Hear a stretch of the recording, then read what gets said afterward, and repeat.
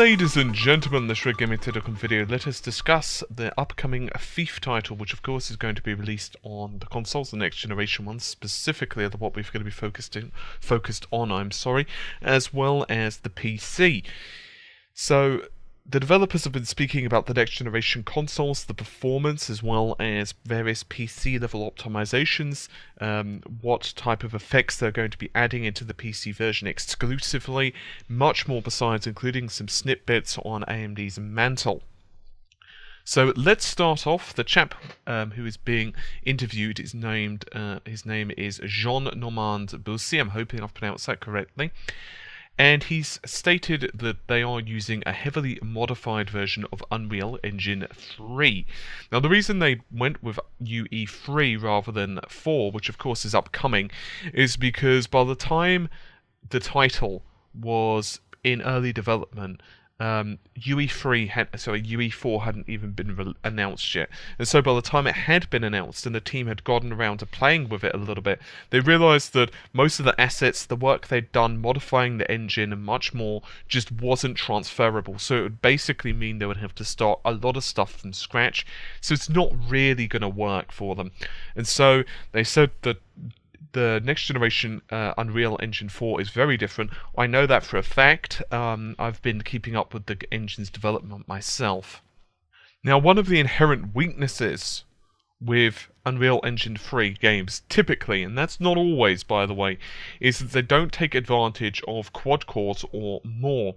However, Jean has talked that he has said that they are working extensively on multi-threading for the many different components of the game, and they have even added a fully threaded animation and cloth system.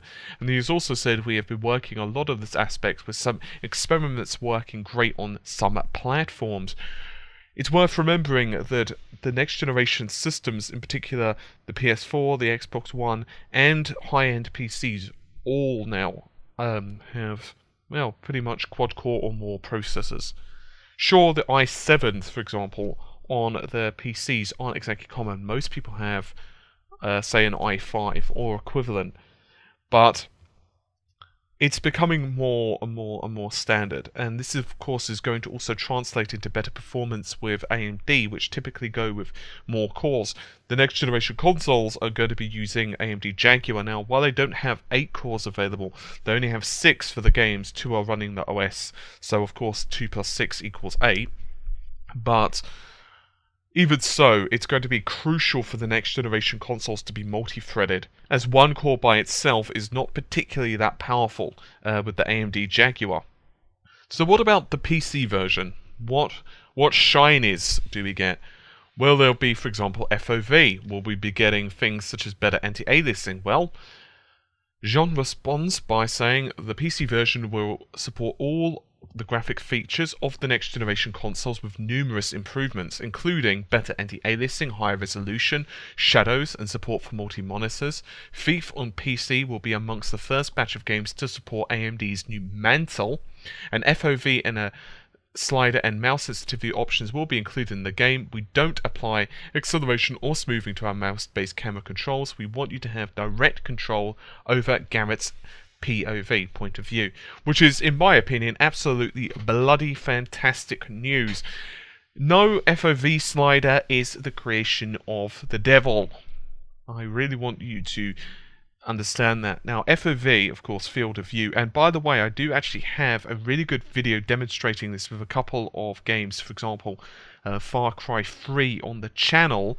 So if you guys want to check that out, you could just search for FOV Far Cry 3 or even FOV on the channel, and you'll get an idea of exactly how important FOV can be.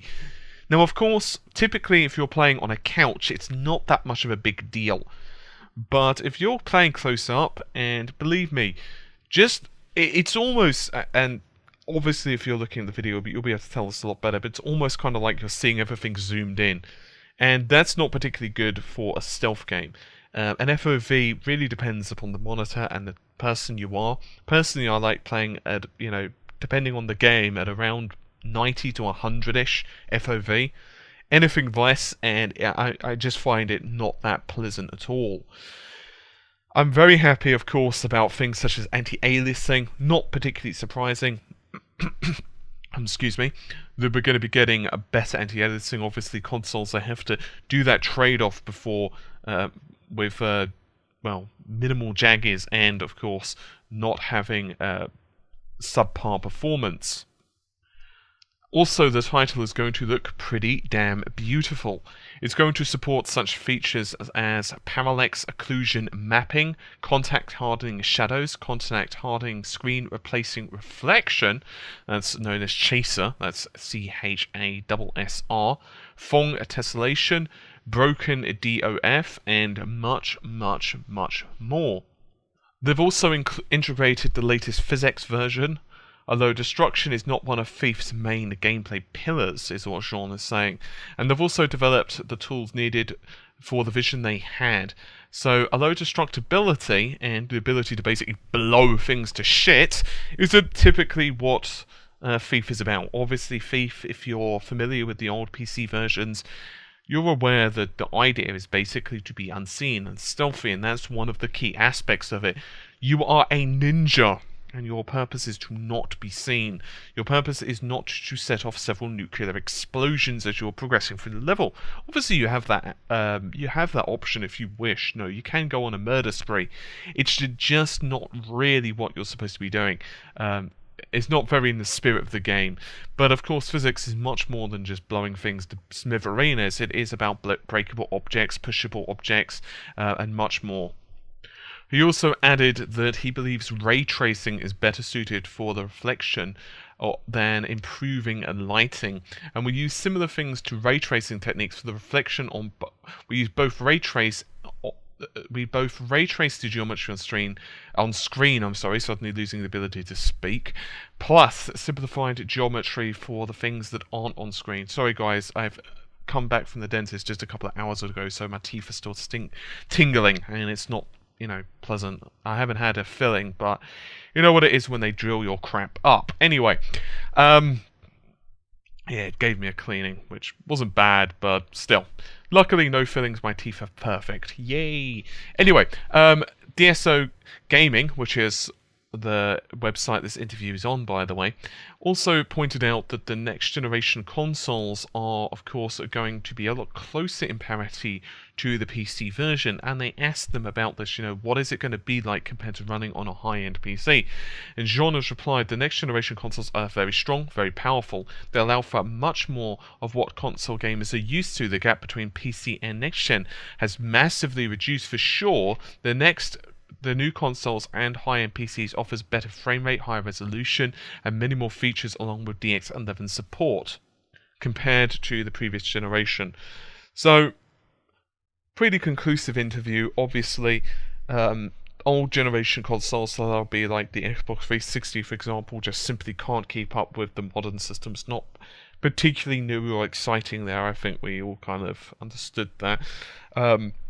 Next generation systems, of course, are looking to be very impressive. I am extraordinarily curious to be doing some graphical comparisons and frame rate analysis and much more in this title, especially since the PC version, of course, is going to, from what the developers are speaking of anyway, definitely appear it's going to look a little bit more beautiful. Obviously, I've just done Assassin's Creed on the PC versus the PlayStation 4. That would be Black Flag, of course, depending obviously when you're watching this interview, but I just did AC4 Black Flag, and you know, the PC version is not a mile away from the console. There is slightly better texture resolution, better anti-aliasing. I'm really looking forward to the hardware physics support, which apparently Ubisoft are going to be adding, but it's primarily the 60 frames per second that's the reason to go, in my opinion anyway, for the PC version. So we're going to have to see just what the developers are able to do with this.